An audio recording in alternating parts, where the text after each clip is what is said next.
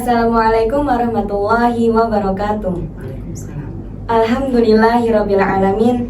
Segala puji bagi Allah Subhanahu wa taala yang telah mempertemukan kita kembali dengan bulan suci Ramadan, bulan penuh berkah dan ampunan.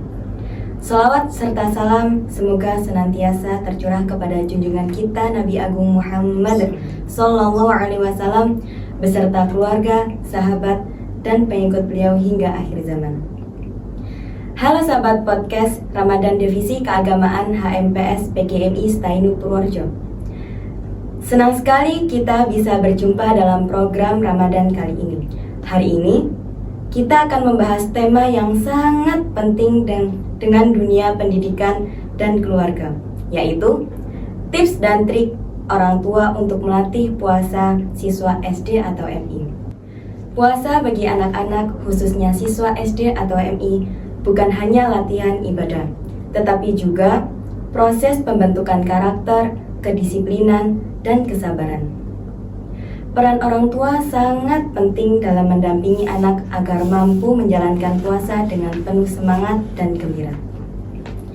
Telah hadir bersama kita Ibu Hajah Ani Maftuhah, SH.MPD, selaku dosen PGMI Stainu Purworejo, yang akan berbagi ilmu dan pengalaman tentang bagaimana orang tua bisa mendampingi anak-anak dalam melatih puasa sejak dini. Silakan Ibu memperkenalkan diri Ibu. Baik, terima kasih. Assalamualaikum warahmatullahi wabarakatuh. Waalaikumsalam warahmatullahi Saya wabarakatuh. Ani Maftuhah. Saya home base di PGMI sudah kurang lebih 2 tahun. Mungkin cukup perkenalan Ibu. Baik, terima kasih Ibu.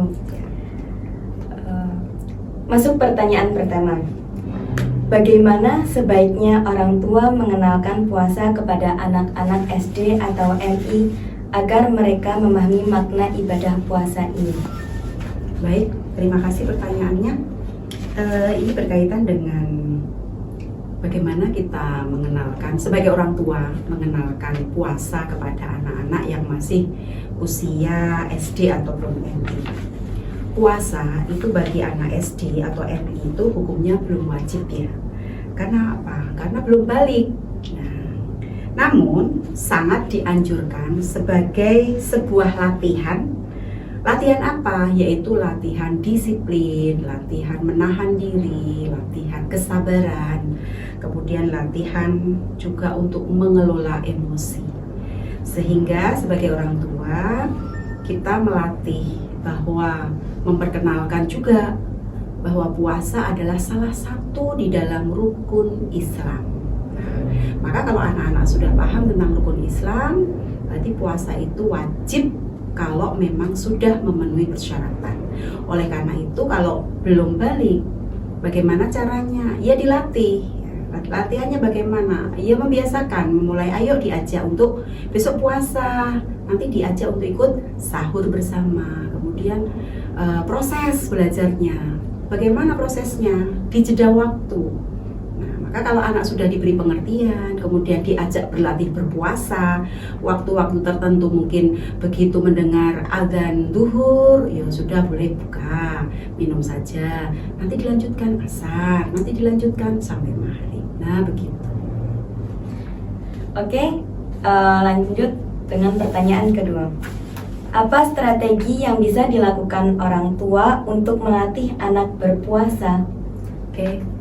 Untuk strateginya, secara di dalam keluarga saya memberikan pembelajaran kepada anak bahwa strategi puasa pada anak-anak yang masih belum balik itu dengan bertahap, ya ada tahapannya.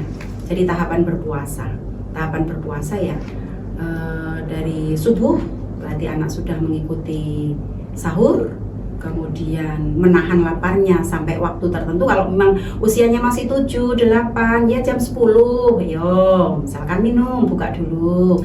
Nanti jam 12, oke.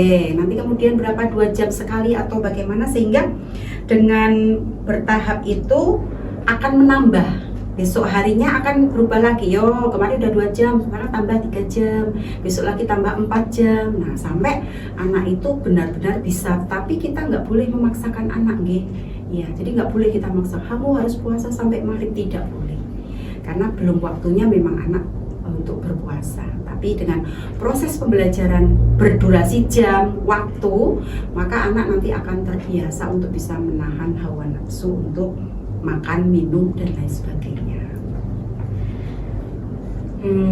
Bagaimana cara menciptakan suasana Ramadan yang menyenangkan di rumah agar anak termotivasi berpuasa? Oke, menciptakan suasana di rumah. Karena kondisinya berpuasa, maka keluarga membuat suatu kegiatan di rumah itu yang menyenangkan.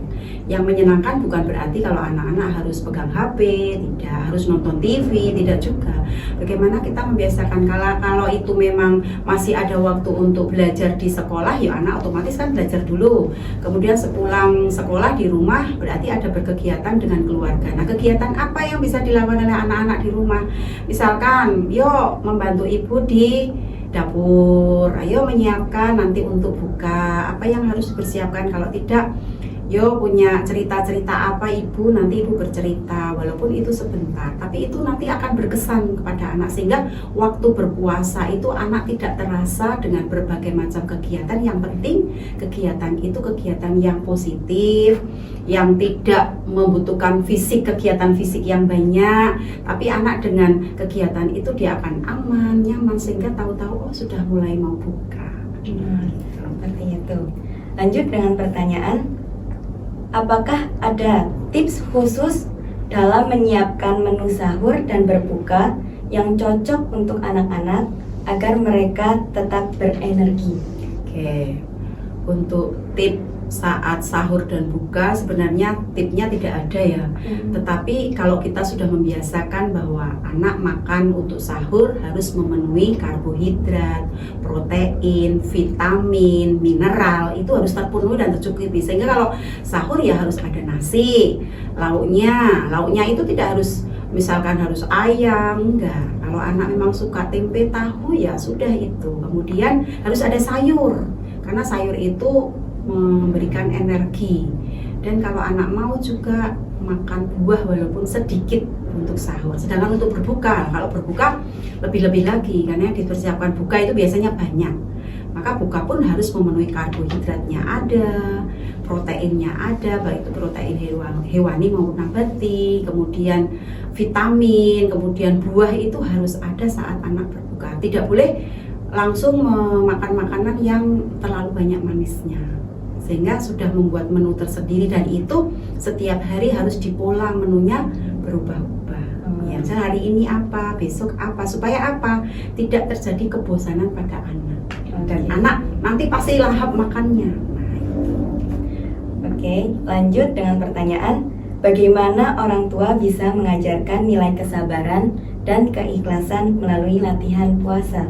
Oke, jadi untuk melatih orang tua bisa mengajarkan nilai kesabaran ya dan keikhlasan melalui latihan puasa itu, orang tua itu merupakan teladan contoh, sehingga orang tua harus selalu berperilaku, berkata itu yang bisa dicontoh oleh anak-anak. Nah, ini berkaitan dengan kesabaran, maka orang tua mencontohkan sikap bagaimana untuk tidak sedikit-sedikit bicara tentang makanan.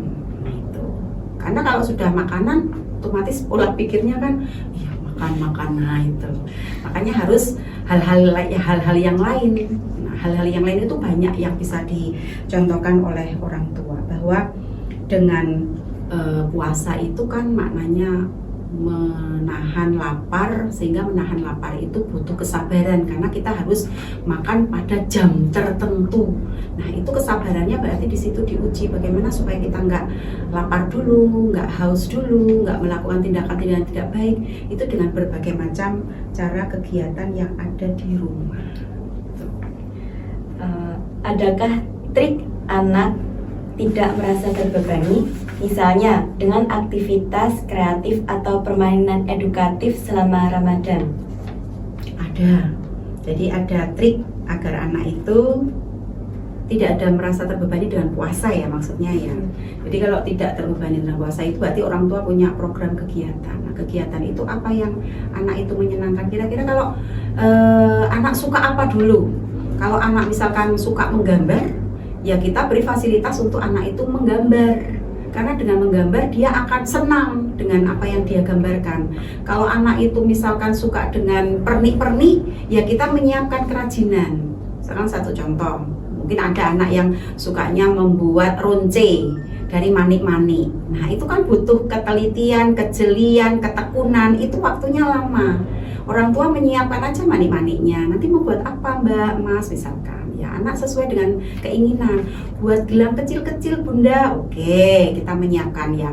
Ada senarnya, ada maniknya, ada untuk nalinya. Nah itu anak dibiarkan saja. Dengan hal seperti itu kan dia akan merasa nyaman. Atau mungkin orang tua menyiapkan buku bacaan. Nah, buku bacaan tentang apa? Kisah Nabi, sejarah Nabi, sahabat Nabi. Nah, kalau anak-anak sudah terkondisi ada buku, dia mau baca, nanti coba tadi yang dibaca apa? Nah, itu akan banyak manfaatnya. Oke, lanjut dengan pertanyaan terakhir.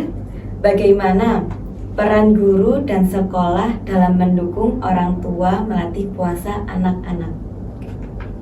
Guru di sekolah itu punya tugas memang memberikan pengajaran, memberikan pendidikan. Apalagi ini berkaitan dengan anak-anak melatih berpuasa. Nah, maka guru memberikan edukasi. Edukasi tentang apa? Puasa. Apa sih makna puasa? Kenapa kok kita harus puasa? Nah itu. Berarti guru harus memberikan makna puasa dengan cara yang konkret, memberikan contoh yang konkret. Karena apa? Anak-anak memang harus diberikan contoh-contoh yang bukan abstrak, tapi konkretnya seperti ini. Coba manfaatnya puasa apa? Kan tidak hanya menahan lapar dan haus, tetapi apa? Menguji kesabaran kita. Bisa nggak kita sabar sampai makannya nanti maghrib? Bisa apa enggak? Nah itu, salah satunya seperti itu. Atau bisa juga guru mengadakan di sekolah pesantren kilat.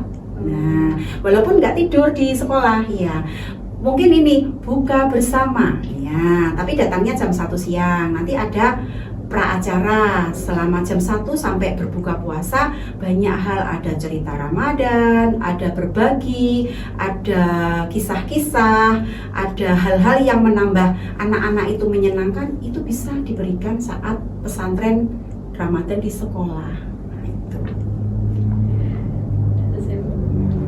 Masya Allah, luar biasa sekali penjelasan dari Ibu Ani.